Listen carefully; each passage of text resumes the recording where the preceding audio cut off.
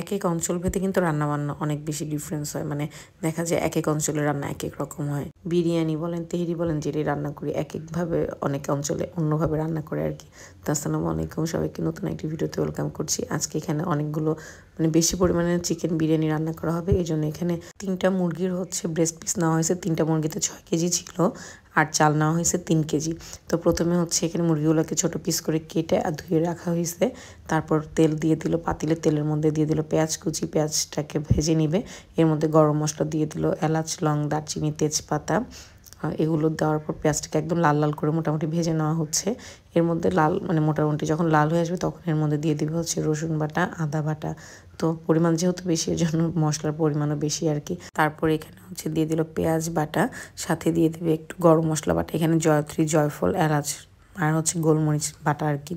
এরপর দিয়ে দিল কাঁচামরিচ বাটা। এখন এই সব মানে মশলাগুলোকে ভালো করে ভেজে নিবে যাতে মশলার কাঁচা ফ্লেভারগুলো চলে যায়। এই জন্য মোটামুটি 3 থেকে 4 মিনিটের মতো সময় নিয়ে ভেজে নেওয়া হয়েছে।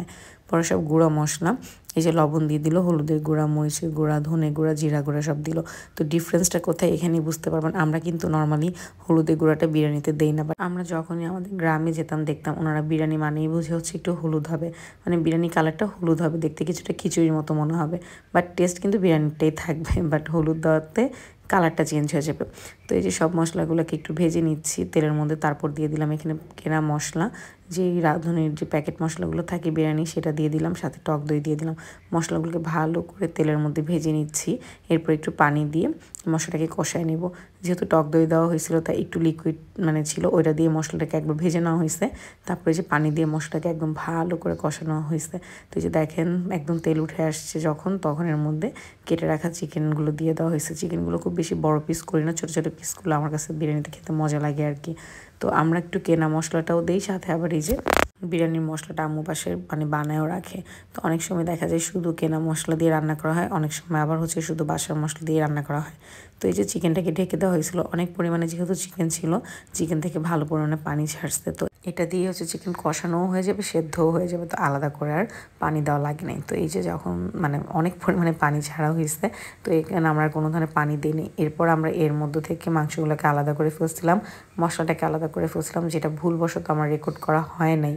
তো মাংস আর মশলাটাকে আলাদা করে দেন আরেকটা পাতিলে আমরা তেল দিয়ে এর মধ্যে চাল ভেজে নিচ্ছি। এখানে 3 কেজি পরিমাণ চাল ছিল।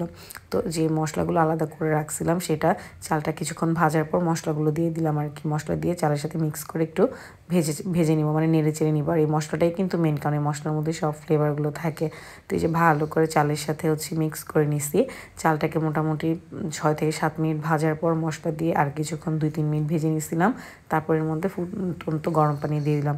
3 কেজি চালে 6 লিটার আমরা পানি ইউজ করছি। তো পানি দেওয়ার পর কিছু কাঁচামরিচ দিয়ে দিলাম। যখন পানিটা ফুটে আসবে তখন এর মধ্যে একটু চিনি দিয়ে দিব, যেহেতু আমরা টক দইটা ইউজ করছি, তো টকটাকে ব্যালেন্স করার জন্য। তো পানি যখন এরকম কমে আসবে, চালটাও ভালো মতো ফুটে আসবে, তখন এর মধ্যে রান্না করে রাখা মাংসগুলোকে অ্যাড করে দিয়ে ভালো করে নেড়ে চেড়ে দিব। কিছু গাজর দিয়ে দিব, গাজরটা দিলে মানে দেখতে অনেক ভালো লাগে আর কি। তো গাজরটা দিয়ে মানে একদম শেষে গাজরটা দিব, না হলে একদম গলে যাবে। পানিটা যখন একদম শুকিয়ে আসবে, মানে জাস্ট একটু গায়ে গায়ে লেগে থাকবে, তখন এটা আমরা ফ্লেমটা অফ করে ঢেকে দিব চুলাটাকে। এরপর মোটামুটি 10 থেকে 15 মিনিট পর যখন আপনি মানে ঢাকনাটা খুলবেন, তখন দেখবেন যে চালগুলো সুন্দর মতো পানি টেনে নিয়ে একদম প্রপার সেদ্ধ হয়ে গেছে এবং বিরিয়ানিটা ঝরঝরাও হয়েছে। এই পদ্ধতিতে আমরা কখনোই রান্না করি নাই, মানে আমরা সবসময় রান্না করতাম একদম শেষ করে দমে দিয়ে রাখবো। বাট এই যে একটু পানি থাকা অবস্থায় রেখে দিয়ে যে এরকম ঝরঝরা বিরিয়ানি করা যায়, সেটা আমরা আসলে জানতাম না। তো এই যে আমাদের রান্না কমপ্লিট। এখন এটাকে গরম গরম রাখার জন্য ঢেকে রাখবো, সার্ভ করার সময় সার্ভ করে দিব। আর বোঝা যাচ্ছে না যে পাতিলটা কত বড়। পাতিলটা অনেক বড় ছিল, যেহেতু 3 কেজি চাল আর 6 কেজি মাংস ছিল। তো পরিমাণ মানে শুনেই বোঝা যাচ্ছে যে কী পরিমাণ বড় পাতিল ছিল। তো এই যে সার্ভ করার আগে আপনাদেরকে দেখাচ্ছি, দেখেন একদম ঝরঝরা হয়েছে, কিন্তু পারফেক্ট একটা। তো ভিডিওটি কেমন লাগলো অবশ্যই জানাবেন। আল্লাহ হাফিজ।